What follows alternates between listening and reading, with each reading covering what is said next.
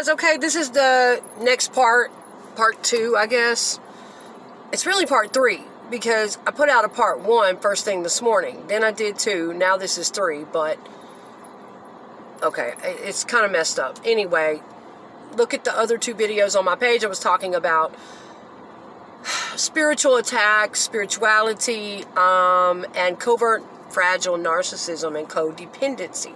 And where I left off in the other video, I was talking about control. Control is what, I mean, a lot of people say narcissist in general, okay? But I like to break down the differences. A lot of people just say a narcissist wants control. Well, a lot of them do, but especially the covert, okay? And they are very different from any other narcissist.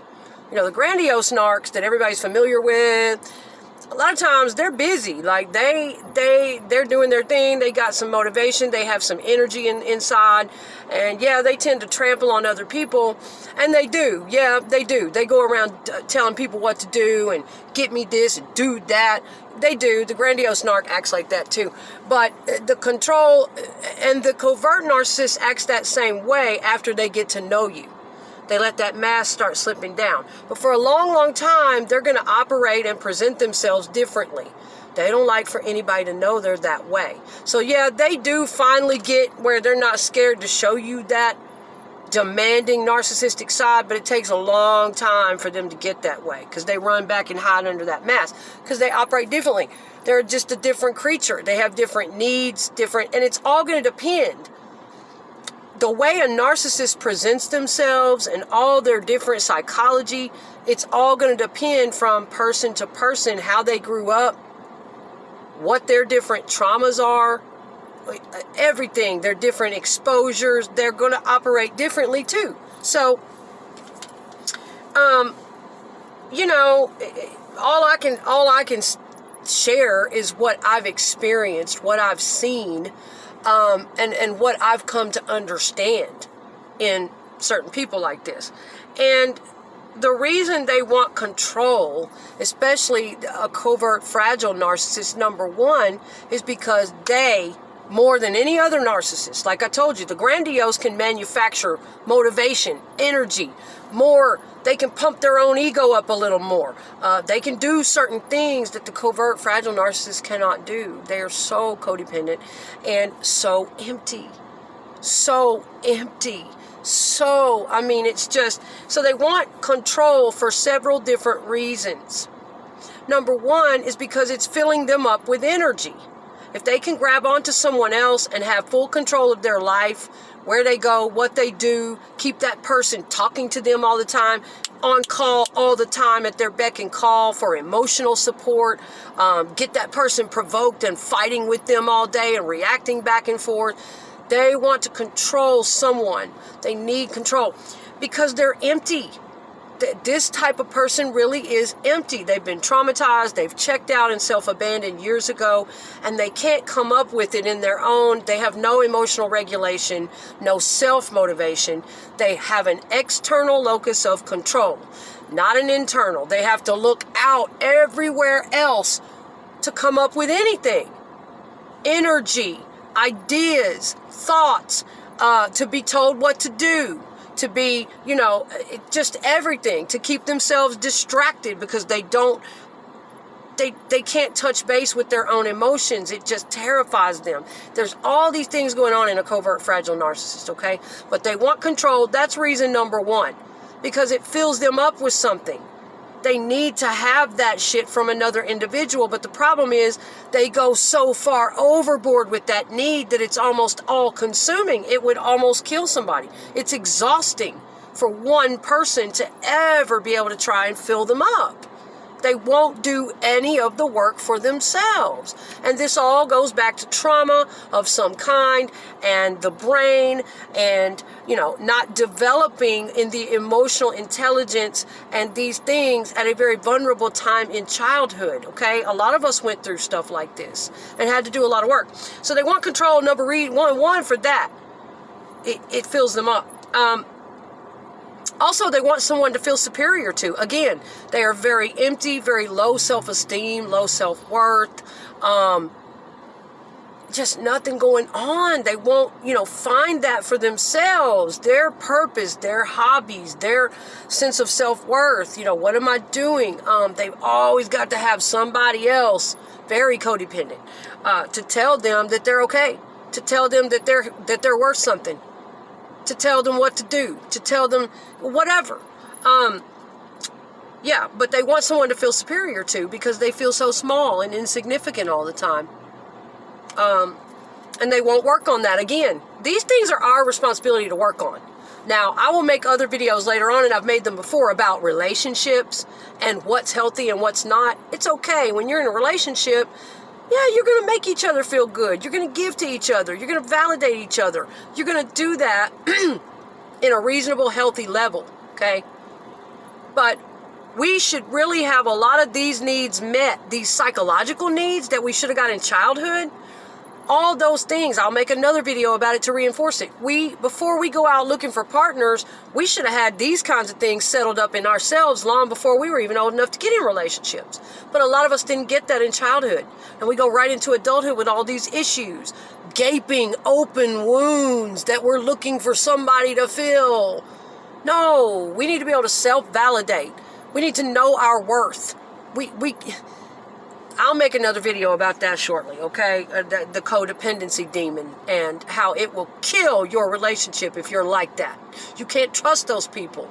They're not on the emotional level to be in a serious relationship, okay?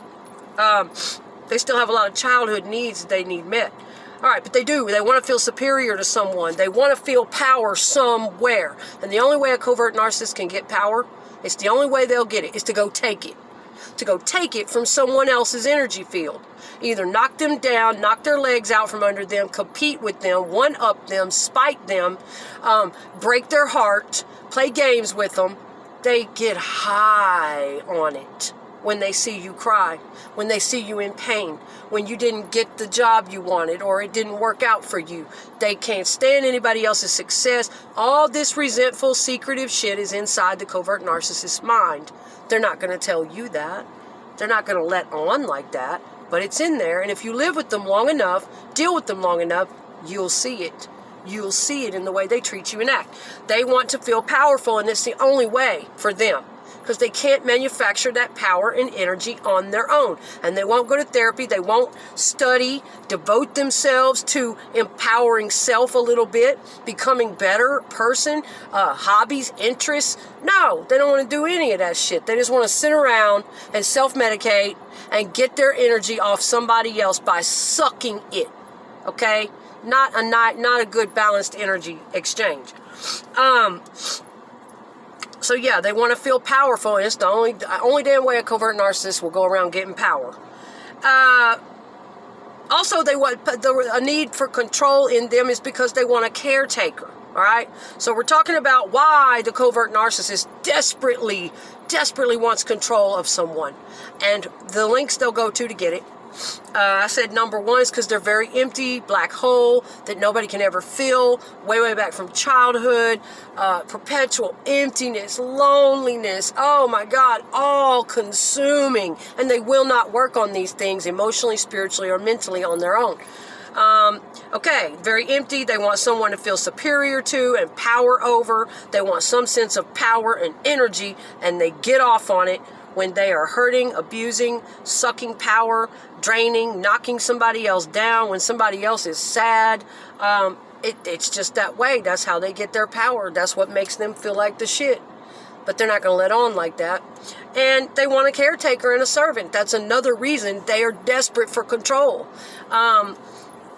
They want somebody to serve their needs on call, just like this. And the more you're with them, the niceness is going to go away. The mask is going to drop.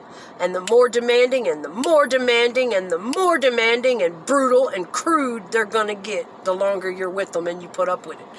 Also, they have terrible abandonment issues. Most covert narcissists are so codependent, they have terrible abandonment issues. That's the worst thing you could ever do to a narcissist is abandon them. Ignore them and abandon them. Even though, by being who they are, they abandon you. They've abandoned everybody. They abandon people all the time because they won't work on themselves. And if they're addicted, oh shit, they're always abandoning people because they're not really emotionally connecting to their partner or anyone. They are using that partner as a supply source of energy to fill their hole, fill their dark hole, fill their emptiness, fill their needs, keep me company, entertain me, get over here now, talk to me, this, that, the other, 24/7. And this will especially trigger off in them more severe if they've had a tragedy. Now, they might have been different before that tragedy, okay? But even before their tragedy, you can best bet your ass they had some high level of narcissism that probably only their wife or husband saw or was going on at home. A lot of the times people don't know about it. They may have had a different type of narcissism before the trauma or tragedy that may have happened, a divorce, a death, whatever. Tragedy changes people, okay? And they slip into, different ways of surviving in the world emotionally, because a lot of times trauma and tragedy knocks people down. They can't get up and take care, they can't fight, and they just want to be able to, the covert narcissist, manipulate around the world and find somebody to just take care of them. They just decide a lot of times that they can give up, that they don't have to be responsible for shit. Since they had pain and they had trauma, nobody else has, right? Since something hurt them and traumatized them, they can just give up. They don't have to take care of any responsibilities anymore. They can self-medicate, get drunk, do drugs, and find somebody to lay up on. Find some poor soul willing to take care of them, to look out for them, to invest in them, and drain the shit out of that person. Yes, in the back of their mind, they're entitled to do this. A lot of them do this. They don't have to do shit. I'm entitled to just lay up and do what I want because my pain is so great. They will milk that shit for all that it is worth, year after year after year. They will not seek counseling for their grief, their depression, their emotional problems.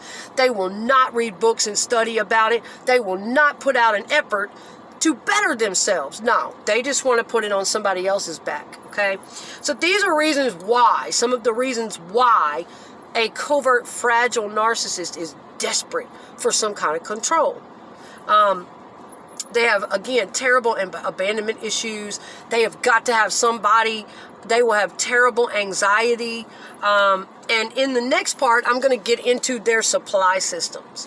What people really mean to a high-level narcissist, especially the covert narcissist. What people really mean to them. And it's hard to believe it. You won't want to believe it. Basically, people are just transactions to them. They are so codependent. That's why codependency is toxic. That is why being able to self-validate is so important. Internal locus of control and working on these things. Your own self-worth, because if you don't, you can't be a good partner. If you can't be alone for 5 minutes, you got to have somebody. Listen, you're not going to be able to be a good partner. You're not. You're going to make your partner feel very insignificant. You're always going to be focused on external shit.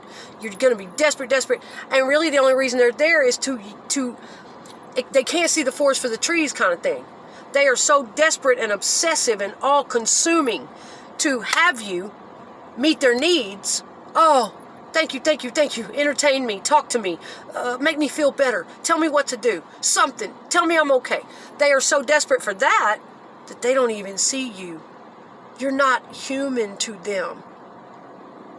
They don't even see you. They're not on the emotional maturity level to validate you, care about you, talk to you. They can fake it out long enough to get in your life. I'm going to make a video about that too. All the things they'll tell you when they're grooming you in the beginning, conditioning you, asking questions, testing boundaries, seeing what you'll put up with, making it look like a joke, but it's not. They're testing you, giving you little offerings in the beginning to set you up to think they're really caring, that they really have an emotional depth that they don't have, that won't last. That'll be gone in no time. You'll be wondering what the fuck hit you. Who the fuck is this individual that I just let in my life? I don't even know you. You're not the person that you were just a few weeks ago or just a few months ago. Who the fuck are you? Okay, so I got more coming, you guys. There will be more parts to this. But I've spent a lot of time with people like this. Okay? Holy shit. But I've learned a lot from it, okay? But yeah, those are some of the reasons why they desperately want control. If I think of any more to add to that part, I'll get back in when I finish the next video. But yes, they need to grab onto somebody because they are not working on self. And it's just so important, okay? In the next part, I'm going to get into their supply systems. Primary supply, the main partner, and then their secondary and backup supplies. If you've studied narcissistic abuse and narcissistic predators or how they, do people, then you know about these things. But we'll talk about their supply systems. Basically, everybody in a narcissist world, especially the covert narcissists, fragile narcissists, they hide their narcissism for a long time. Just pawns. We're all just pawns in their game. Everybody has a role to play in their movie. And they have it all planned out in their head. And, it's just supply systems. They don't look at us like people with feelings that we hurt too. That, they are just so far removed and so lacking in that certain type of empathy. They have some empathy. They can damn sure shoot cold empathy at you. They know intellectually what empathy means. They know how to mimic it. Well, that sounded good, so I'm going to say that. They know. They've been surviving like this all their life, man. And a lot of this comes from trauma because they were hurt as a child, invalidated, spit on, told their damn feelings don't matter, grew up in a family where they were told we don't talk about that, abused, used, kicked around, shamed, abandoned, something. Some traumas that they have not, or maybe multiple fucking traumas that they have not gotten in touch with, ever dealt with. And it really desensitized, A narcissist will just check out. They will buy into a false identity that came in to protect them when they were vulnerable and nobody could protect them. But listen, once we grow up, we have a responsibility to sort all this shit out and not put all that on somebody else and not go around hurting people and wrapping them up in our webs. And the bottom line, guys, is that when everybody gets hurt in a narcissist's life, okay? The shit that they do because of one selfish person who refuses to say, I did it. This is me. These are my character defects. This is what's wrong with me. This is what I'm ashamed of. Man, it ain't even got to be like that shit. It wouldn't even have to be like this. But you know what? Tons and tons of innocent people will be affected down the line, going on down the line, because one narcissistic person, damaged, messed up person, is too ashamed, too afraid, too lazy, too stubborn to stop and face their own damn emotional problems.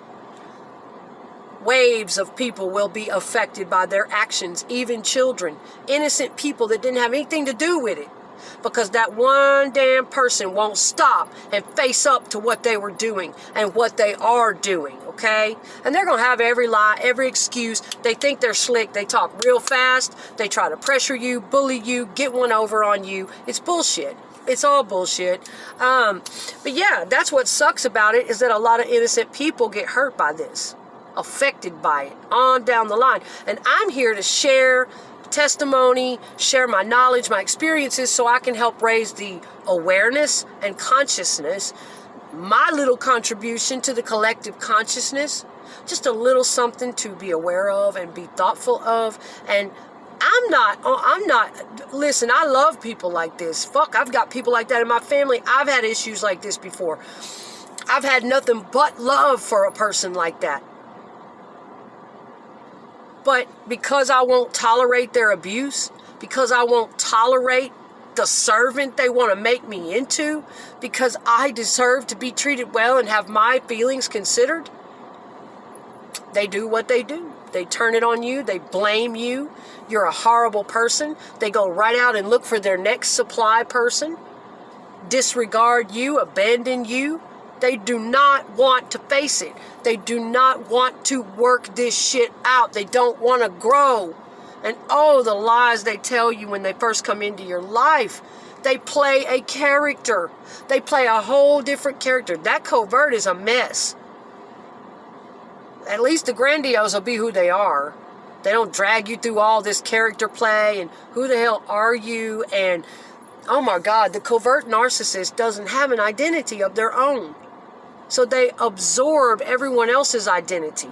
They become you and project it back to you so that they will seem compatible and, oh, the things that mean something to me really mean something to you too? Yeah. And that shit will